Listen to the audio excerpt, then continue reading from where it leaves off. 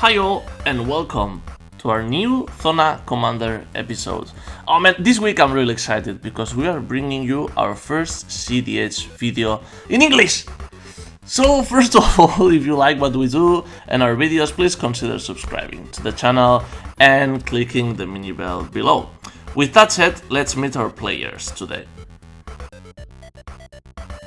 So today we have Kucho and his Breya deck, before known as a tribal combo deck because he had all kinds of combos in it, but now he has he has improved his list a bit and he will win through the Bomberman combo or the Wall Quarter Dragon combo. So he will basically make infinite mana and use Breya as an infinite lightning ball to kill his opponents. His deck also has a small consultation package with Jace, with the Money Consultation, Laboratory Maniac, Tinted Pack, as another win con, as another, I win button. Then we have Mateo, who wants his revenge. Today he wants his revenge because it's the third time he's played this deck on camera, and he wants to try today. So he will try to play some small elves at the beginning, play Edric really fast, and then try to tempo out the table with many counter spells. He will counter everything that kills his Edric, and then he will try to play many extra turns so that he can kill the table. And then we have Guillem and his Godo deck. It's very important to explain that this game was recorded before the Paradox engine was banned. So you might see this card be played in this game. Please give me a minute of silence for the Paradox engine. So basically Guillem is going to try to play Godo as fast as possible and then attach the Helm of the Host to it. And then we have Romuald and his PST list. This is the old list before the Paradox was banned, and then it was reborn as a Consultation Scepter Thrasios list. So basically he will try to win with Isochron Scepter and Dramatic Reversal, making infinite mana and drawing his deck, to then use a copy artifact to copy the Isochron Scepter and then imprint, for example, let's say an Assassin's Trophy or a Swan Song to make infinite attacks or to destroy the whole board. Kucho wins the dice roll, but Romuald has a pre-game action. He's going to play a Gemstone Caverns and then he will exile a Preordain. So now Kucho draws a card for his turn, he plays a Scalding Tarn, and then, he discards a Mire to play a Mox Diamond before passing turn. Mateo plays a Scalding Tarn, and plays his own Mana Creep before passing. So Guillem plays a Sandstone Needle, and passes turn as well. Romuald draws, plays a Forbidden Orchard, and taps 2 mana. He gives a token to Guillem, and with 2 mana he plays a Talisman of Dominance before passing the turn. Kucho at the end of the turn though will play a Brainstorm, so he will draw 3 cards, and he will put 2 cards on the top of his library. And now he cracks the Scalding Tarn, which of course is the perfect Brainstorm, right? Because he can just throw whatever, garbage he had in his hand and shuffle it in his library. So Kucho untaps, and on his upkeep, Mateo cracks the Scalding Tarn, and he's going to fetch Breathing Pool untapped. He will take 2 damage, I don't know why. And then Kucho draws, and he will pay 1 and 2 mana to cast a Jace Bryn's Prodigy, alright. Mateo draws, plays a Verdant Catacombs, and passes. Guillem untaps, draws, and plays a Mountain.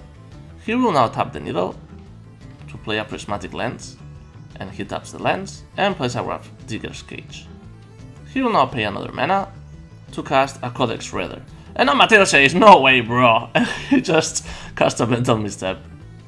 Romuald untaps, draws a card, and now he pays 1, 2, 3 mana to cast Tymna the Weaver, and he gives another token to Guillem. Kucho untaps, draws, and plays an Ancient Tomb. Now he will tap Mr. Jace, and he will draw a card, and discards a Necromancy. Kucho now pays 2 mana to cast a Diabolic Intent, sacrificing the poor Jace, who goes to the graveyard and says no. And now Kucho will fetch a card in his deck. Romuald will cut his deck gently, cut his deck. And now Kucho pays 2 mana and 2 life to cast an Isochron Scepter, imprinting the tutor. But at the end of his turn, Matteo will bounce it to his hand. Now Matteo will take his turn, roll for the crypt, and take no damage.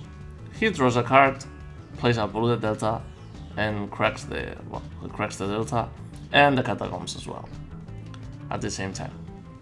Now he will fetch a forest and an island. Are you afraid of a Blood Moon, bro, or something? Alright. So he will tap a mana and play a Siren Storm Tamer. He will now pay 2 mana and cast a Revoker.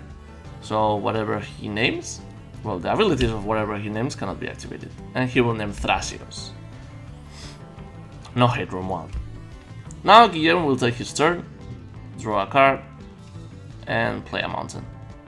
He will float 2 mana with the needle, and add another mana, and another mana. To play a Hedron Archive. He taps the archive, and adds a red mana to cast a Wheel of Fortune. Let's spin the wheel, bro!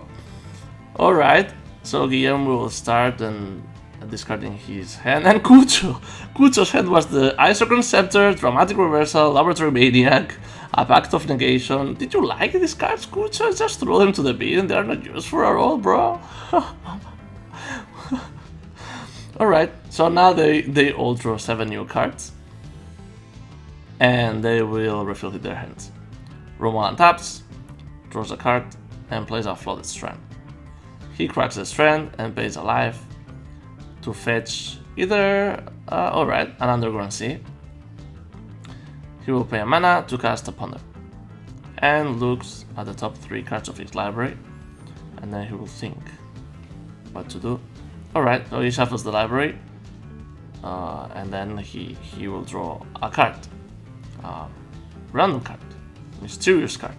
Alright, he attacks with Tymna to Kucho, and draws another card and loses another life because of Tymna's trigger. He will now pay a mana and cast an Elves of Deep Shadow, and pays another mana and gives a token to Guillaume to play a Deathrite Shaman. He passes turn. Kucho untaps and draws a card.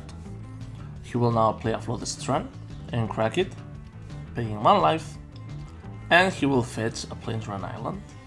Let's see what he fetches. He goes for a Hallowed Fountain, untapped, and takes 2 life. He plays a Mana Crypt, and now will pay 1, 2, and 3, and casts a Trinket Mage. So now he will fetch a Soul Ring, and put the Soul Ring in his hand. He pays 2 mana, and 2 life, and he will cast the Soul Ring. Matteo untaps and rolls for the crypt. It's a 6, that means he's taking 3 to the face. He draws a card per turn, and he plays a Command Tower. He will now pay 1 green and cast an Arbor Elf. Guillaume untaps, draws, and plays a mountain. He will now play a Lotus Petal, and now he will pay 1, 2, 3, 5 mana to play a Possibility Storm, but he will hold priority, and he will cast a Final Fortune.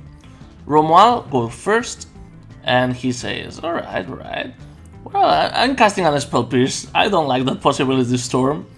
And Kucho, who is next, he wants to join this party and cast a Dovin's Veto on the Final Fortune.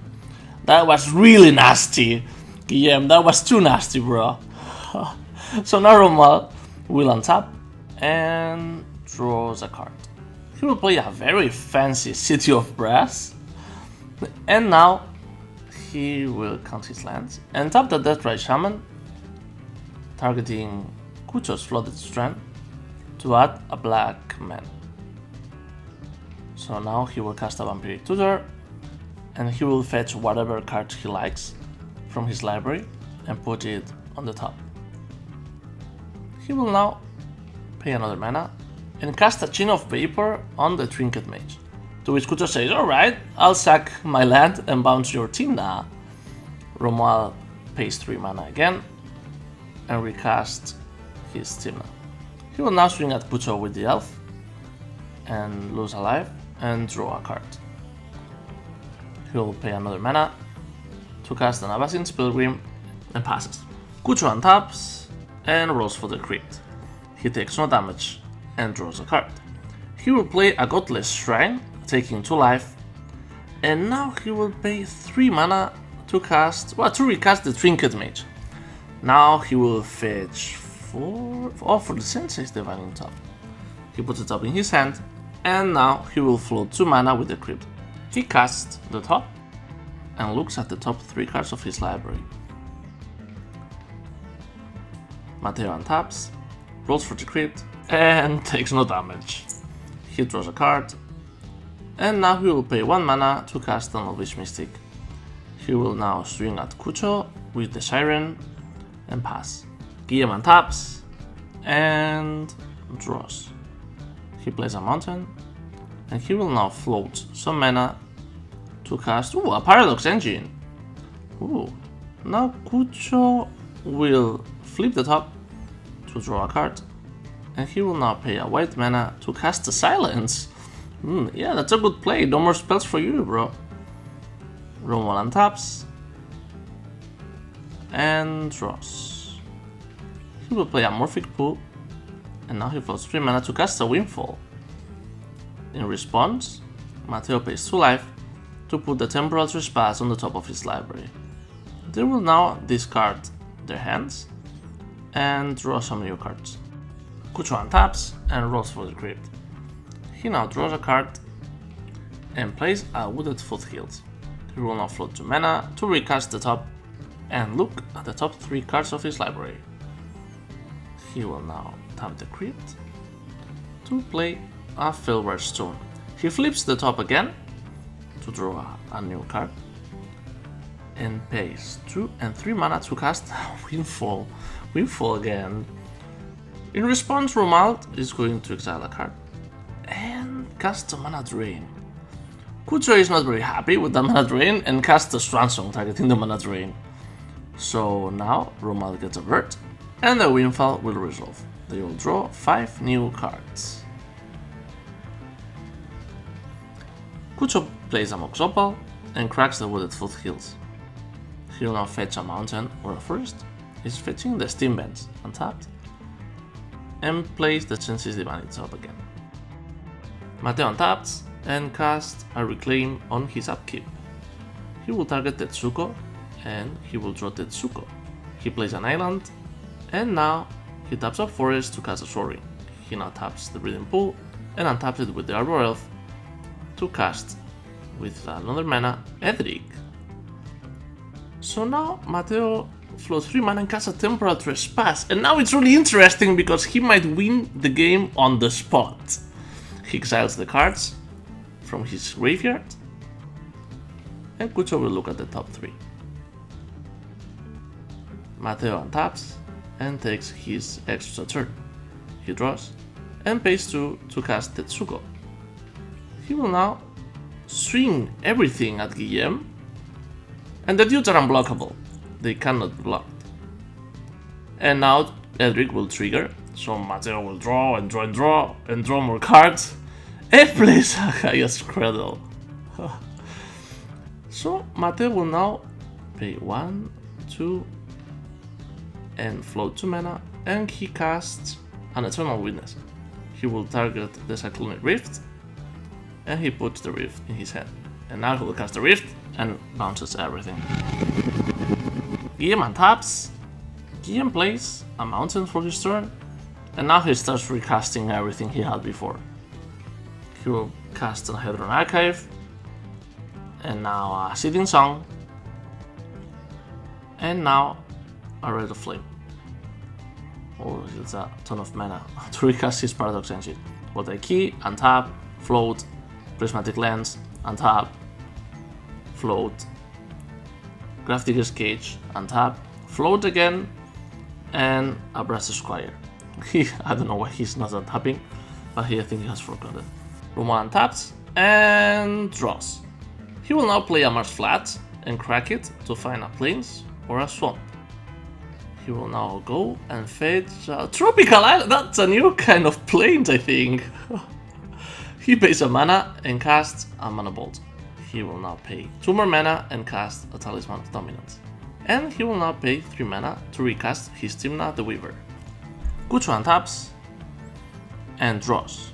He plays a Command Tower and a Mana Crypt and a Mox Diamond and a Mox Oba and now floats mana and casts the Soul Ring and now a Fellware Stone. Ooh, plays 4 mana to cast a Supreme Verdict.